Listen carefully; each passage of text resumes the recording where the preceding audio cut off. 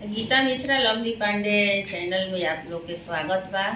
तो एगो बहुत सुंदर बहुत प्यारा एगो देवी माई के गीत लेके आ गई बनी। तो लोग सुन के हमारा चैनल के आगे बढ़ाई, लाइक सब्सक्राइब करी, कमेंट में बताई कि गीत रुआ लोग के कैसन लागल है।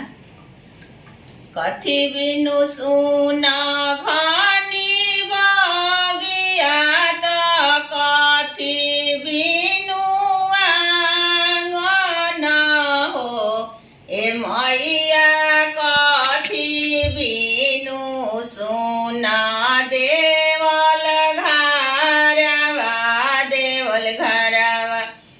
मैया के ना शोभे हो, ए मैया काथी बिना सुना देव घरवा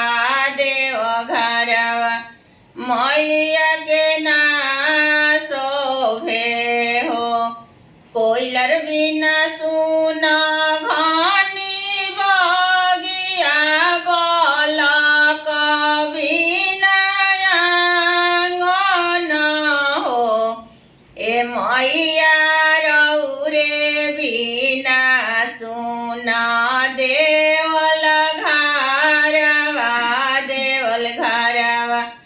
मैया के ना शोभे हो, ए मैया रौरे बिना सुना देवल घरवा मैया के ना शोभे हो। कोयलरी बोले घानी बगिया बलक खेले आंगन हो, ए मैया रौरा ढूली अपना